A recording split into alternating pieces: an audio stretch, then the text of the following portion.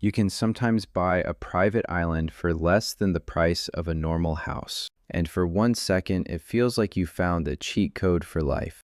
Your own beach, your own treat, your own water, your own little kingdom. No neighbor, no traffic, no landlord, just you, the ocean, and a tiny piece of paradise with your name on it. Then you read the listing again. No road access, no electricity, no drinking water, no dock, no house, no sewer system, no grocery store, no repair crew, no ambulance, no fire department.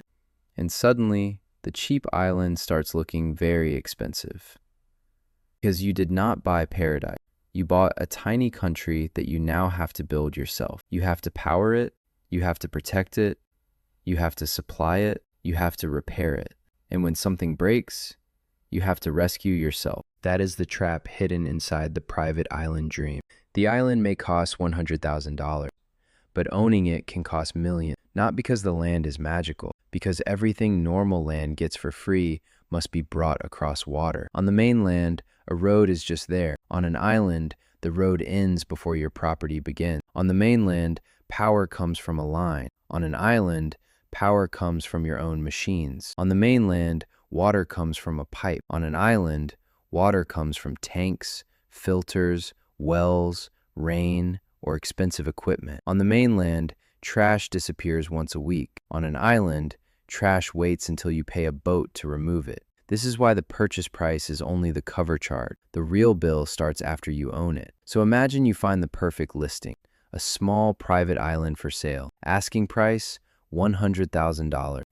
The photos look unbelievable. Blue water, white sand, palm trees, a drone shot that makes you feel rich already. You compare it to a normal house. The house costs 5 times more. You compare it to a luxury car. The car costs more than the island. You compare it to a tiny city apartment. Even the apartment looks overpriced next to paradise. Then your brain says the dangerous sentence. How expensive could it really be? The answer begins before you buy it. Because the first problem is not the island. The first problem is the paperwork. In some places, you can buy the land outright. In other places, you can only lease it. Some countries restrict foreign buyers. Some beaches remain public, even when the island is private. The trees may be protected. The shoreline may be protected. The reef may be protected. Even the birds may have legal protection. The perfect place for your dream house may be the only place where building is forbidden. So before paradise, you buy legal uncertainty. You hire a lawyer. You hire a surveyor. You check the title history. You check access rights. You check building rules. You check dock permit. You check environmental restrictions. You check whether storms have been eating the shoreline for years. Before one shovel touches the sand, the island has already started charging you. That is the first lesson. You are not buying land. You are buying a problem surrounded by water. Now suppose the paperwork looks fine. You can legally buy it. You can legally visit it. And maybe, after enough permits, you can legally build on it. So you go see your future paradise. This is where the second problem appeared, getting there. In the photos, the island looked close to everything. On the map, it seemed only a few miles from the mainland. But distance over water is not the same as distance over land. 5 miles by road is nothing. 5 miles by boat can become a daily operating cost. You need a boat, or you need to rent one, or you need to hire someone who owns one. The boat needs fuel. The boat needs storage. The boat needs insurance. The boat needs maintenance. And the boat needs weather good enough to actually leave. That means your island is not 5 miles away. It is 5 miles away on good days.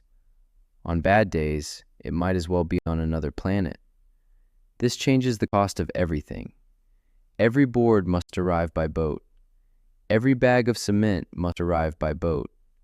Every window, pipe, battery, mattress, tool, worker, and sandwich must arrive by boat. If one part is missing, the job may stop for an entire day. If the boat is too small, you make more trips. If the boat is too large, you need deeper water. If the water is too shallow, you need a dock. If you need a dock, you need permits. If you need permits, you need studies. If you need studies, you need money before construction even begins. This is where the cheap island begins to transform. The land is cheap because the access is not. So you build the most important structure on the island, not the house, the dock. A private island without a dock is like a mansion without a front door. It may look beautiful from above, but practically, it is almost useless. A dock must survive waves, wind, tides, boats, storms, saltwater corrosion, and years of punishment from the ocean. A bad dock is not just inconvenient. It can damage boats, it can injure guests, and it can make the entire property unreachable. So now, you are not buying wood, you are buying marine construction. You are buying engineering, you are buying equipment, you are buying permits. And you are paying workers who charge more because the job is surrounded by water. That is the island multiplier. You step onto your island like a king and immediately discover the next problem: power. Most cheap islands do not come with a power grid. There is no cable quietly running under the ocean for your convenience.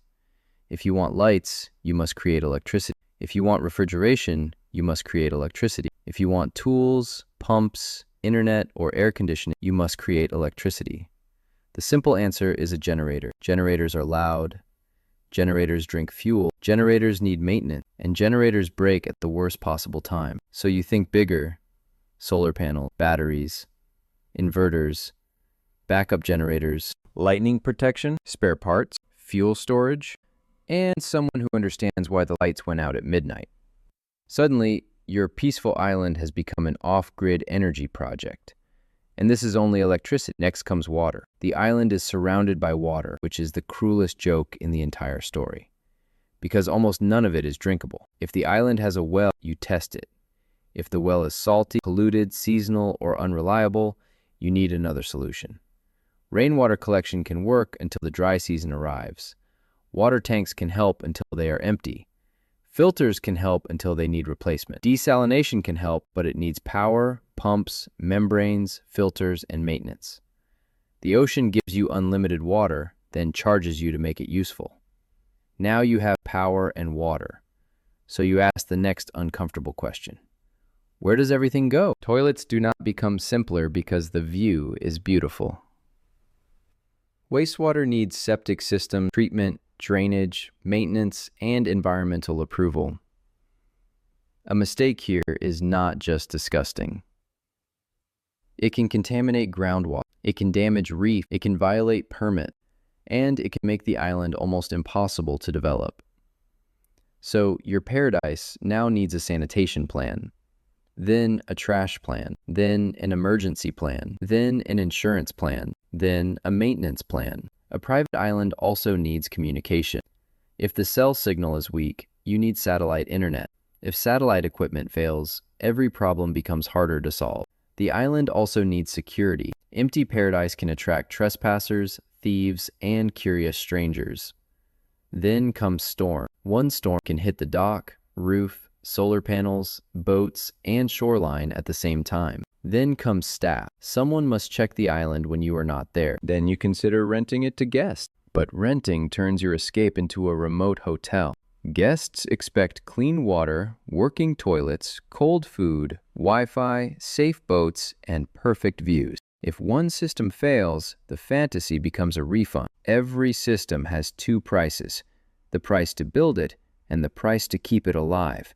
Because the island was cheap, but isolation is expensive forever.